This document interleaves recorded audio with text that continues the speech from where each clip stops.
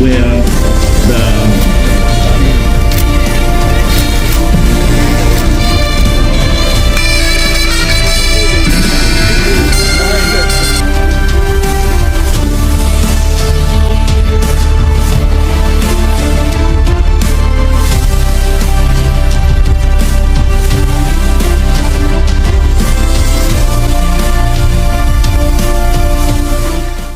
Mao defies odds, stays in speaker's race as Ugandans rally behind him, despite NRM endorsement of both.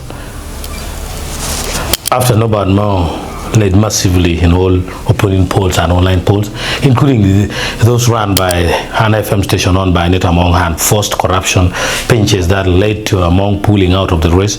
The NRM and PLU still went ahead to endorse Jacob Oboth. Oboth's name has appeared in the Karamoja Mabata saga, described by same as Uganda's version of the Epstein file. Now, as the parliament prepares to vote, it appears the people are sad and still love Mao. Let's begin by a flashback when Anita Among's boast to put to test. On 6th March 2026, Anita Among boasted that by God's grace, she would be Speaker of the 12th Parliament. She went on to attack critics who describe her as an accidental speaker, one who rose to the helm of legislature only following the death of former Speaker Jacob Olanya, insisting she was voted by 415 members of Parliament.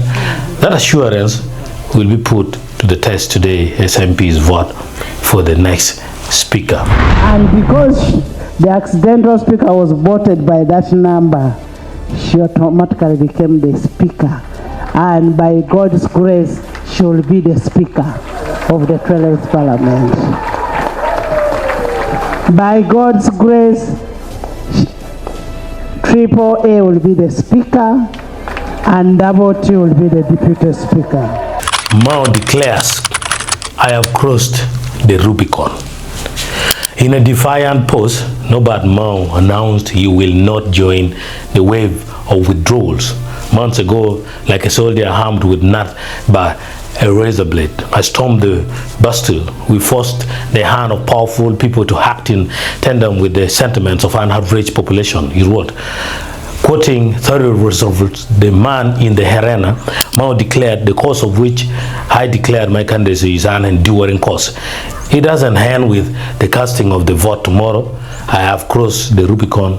Let the chiefs fall where they will. So Mao is saying it will not end with the casting of votes, which is going to happen today. There's a biblical resolve. I have not seen. Mao shared a well-sworn treasure trove of biblical inspiration that has accompanied him since childhood. To it I hold the courage, calm, and resilience I needed to face the raging storms. He said, quoting Isaiah chapter 64 verse 4 and 1 Corinthians chapter 2 verse 9 to 10, I have not seen, nor I heard, neither have entered into the heart of man the things which God hath prepared for them that love him. He offered to share the soft copy with anyone who requests it. There is also a warning to Museveni. Mao represents their voice. In a letter reposted by Ken P. Pujara, Lauren Peterson warned President Museveni and General Muhoozi Kainerugaba, as you play along with Mao, remember one thing, Mao calls himself a one-man army. But remember, he's not alone as he claims. To many people in northern Uganda and West Nile, Mao represents their voice, their hopes, and their demand for competent leadership.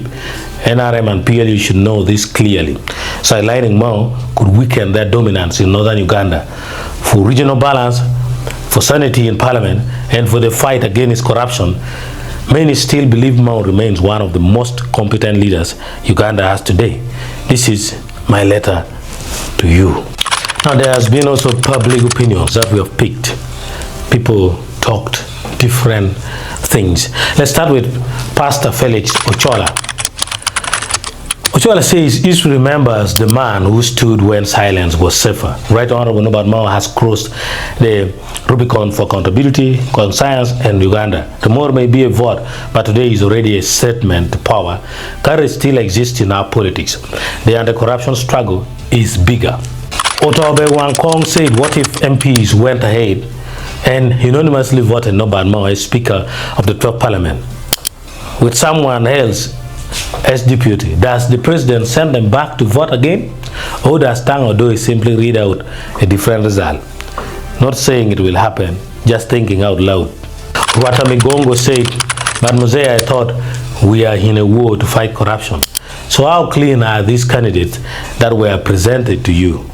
To my thinking, Honorable Norbert Mao was the best clean candidate for this position of the Speaker of Parliament.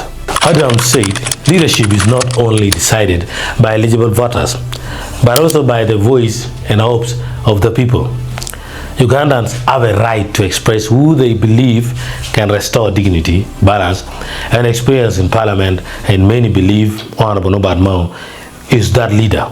Another statement came from Nelson Bwire Kapu, who says Norbert Mao made his push, I hope the final one today, but the House will remain with double name initials, OO and TT. It would help him if he had MM, that's Michael Mao, not Norbert Mao. Godfrey Laboral from Agago says, I believe my brother Norbert Mao can make a good speaker. If I was a voter in the House, he would get my vote.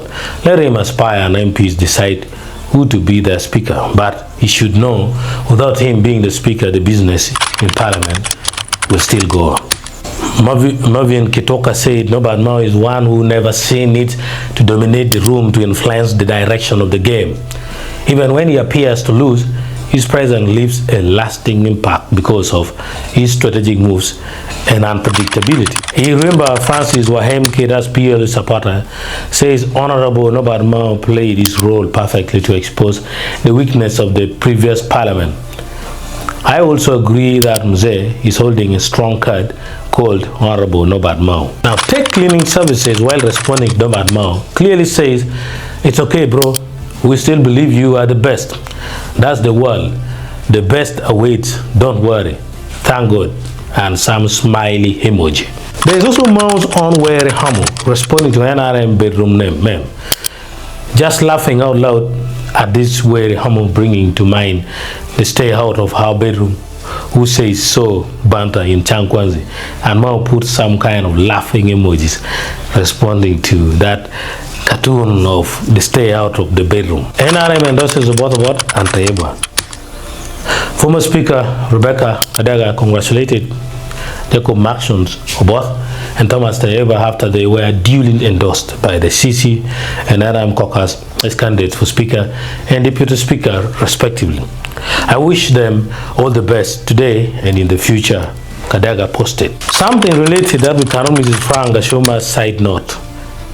Frank Gashoma says, when you hear anybody challenging Moses Kainugaba's role in fighting broad daylight robbery or thuggery, he must be a participant.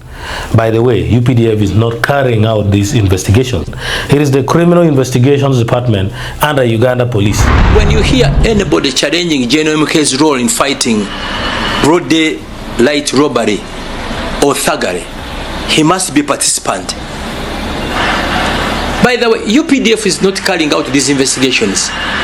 It's CID led by Magambo. UPDF is just supplementing, but then 100% of these investigations are being carried out by the CID headed by Magambo. It's Magambo leading these investigations, and he has carried out similar investigations before. It's not General MK that is leading this investigation. General MK is a whistleblower. You get it? The day, let's assume some big shots in the government are arrested. Who is going to produce them before the courts of law? It's Uganda Police through the DPP's office.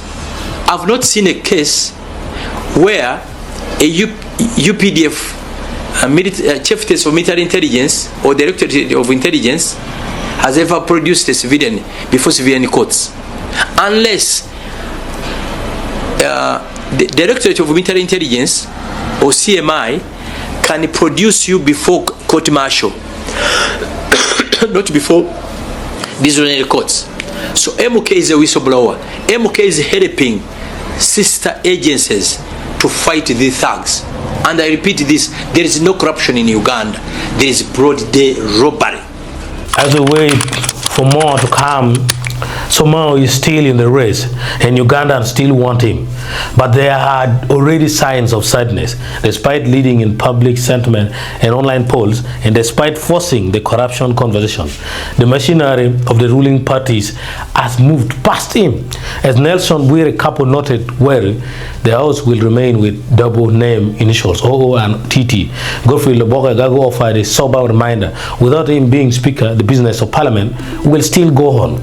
Yet from pastors to ordinary citizens, the refrain is consistent. Mao represents courage, competence, and a voice against corruption. Mao himself remains unbored. God is not deaf, God is not blind, God is not dumb. Whether he wins or loses, his supporters believe his place shall never be with those cold and timid souls who neither know victory nor defeat.